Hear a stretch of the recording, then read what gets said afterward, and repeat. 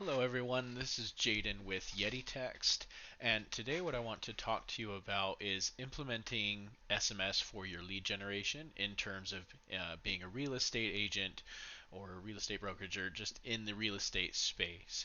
So we'll talk about a few of the nuances there and kind of how to implement that using Yeti Text in combination with your CRM and some of the value that that has. First thing I want to talk about in general is just some of the challenges that I've seen that are facing real estate agents as a whole. One of the biggest things I think is just creating that personal connection with potential customers. We all know buying a house is a really big commitment and it takes a lot of trust. On both sides, there's a lot of communication that needs to happen there. So making a simplified process for your leads to be able to reach out or get information um, when they're looking for these types of things is crucial. The other is relying on referrals only. Um, Now, obviously, referrals have a great place in business and everything like that, but what we want to avoid is relying solely on referrals for our business. We want to have other processes built out and in place and working for us so that we can still be gathering those leads. Um, so we just want to make sure that we have obviously getting referrals, but have those other solid processes in place. The other thing is a big growing online competition. As of right now, with the way things are now, everyone's online more often, trying to understand how to do things online more. So there's a lot of competition online that you have to compete with and kind of understand how to do everything from an online perspective. The other thing that I've noticed is attempting to cultivate leads too far into the buying process, reaching out too far into the process where someone's already contacted a few people or doing a few things instead of kind of starting at the beginning and staying top of mind through that whole process. They're just trying to cultivate way too far into that buying process. It makes it more difficult to connect with that lead and get them to connect with you. So some benefits of implementing SMS to generate those leads. One thing is it has multiple areas of deployment. So you don't have to do a lot of understanding different areas to simply put these types of processes in motion. So Facebook, social media, your websites, any live events, your yard signs is a fantastic way to do it, putting little keywords on your yard signs so that someone passing by can pick out a keyword, text that number, and get information on that house very quickly. You have their information in turn, and you can begin to reach out, schedule walkthroughs, do any sort of little things you want to be able to do there through your automations and workflows that you can set up using Yeti Text. The other thing is it allows for a quicker response time. So that's a big thing. They talk about being able to connect with someone quickly. It's speed to lead is a term I hear used most often, and basically the quicker you're able to connect with somebody and respond to someone, the quicker and better you're going to be at kind of connecting with those leads and converting them essentially. So the quicker you're able to respond, the better you're going to do. And SMS allows you to do that. Being able to create these conversations and quickly transition puts you in a position to quickly transition from automated conversations into a live conversation, which then carries on that process. And then the other thing is just being able to connect directly to your customers. So, being able to actually communicate with your customers in a form of communication they're already using. Everyone's using texting all day long. Everyone's on their phones all day long. So using texting as a form of communication they're already using, it doesn't make them go out of their way to get online on the browser or go click through a bunch of different things. So we have a couple examples here.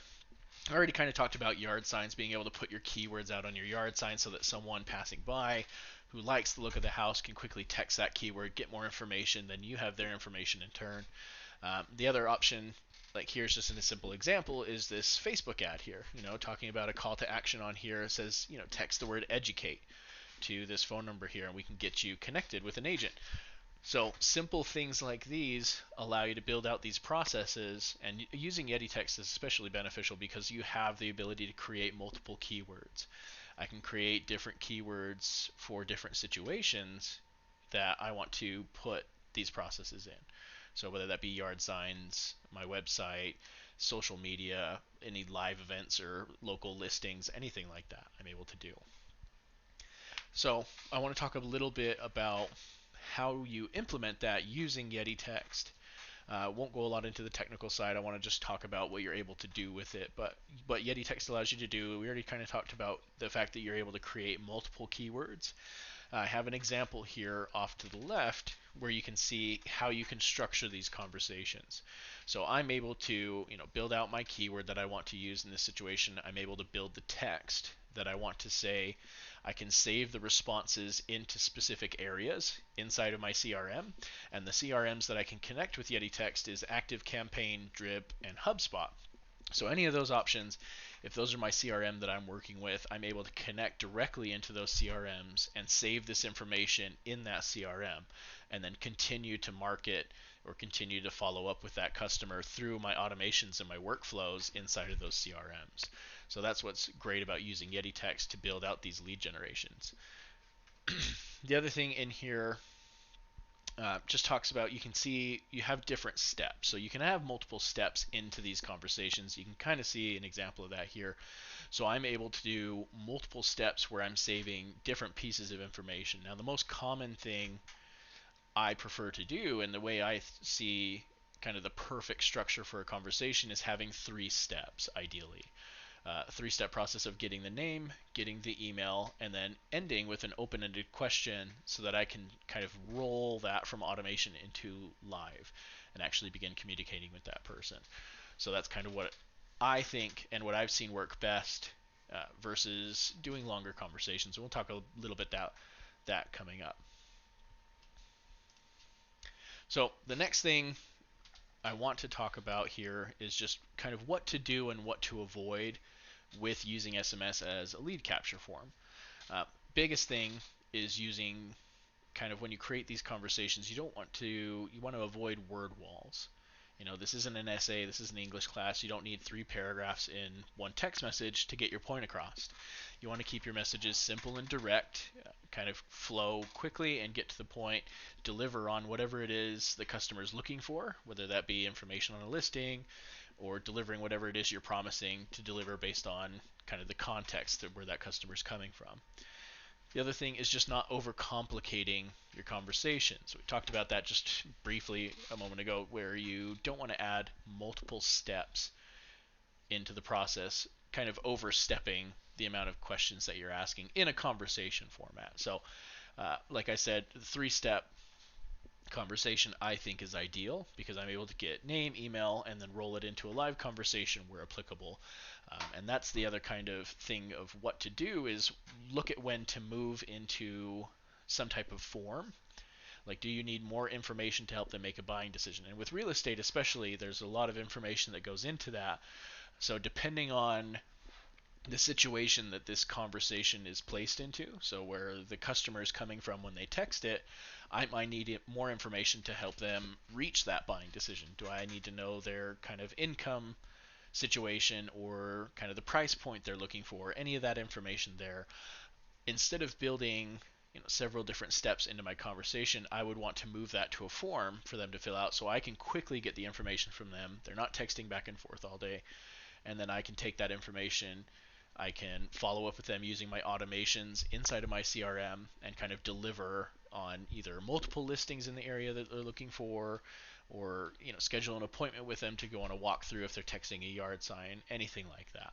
So those are just some simple things of kind of what to do and what to avoid when you're building out these conversations for the first time. So that, again, was just a simple tactic on how to implement SMS, maybe as a real estate agent or a real estate broker or anything like that, just kind of using that as a form of lead capture. And of course there's other forms, but I just wanted to talk about SMS specifically and how you can use Yeti Text along with your CRMs to connect those. Again, allowing you to increase that area of contact that you have with your customers, using SMS as a medium in there along with email and other forms of communication, and kind of simplifying that whole process.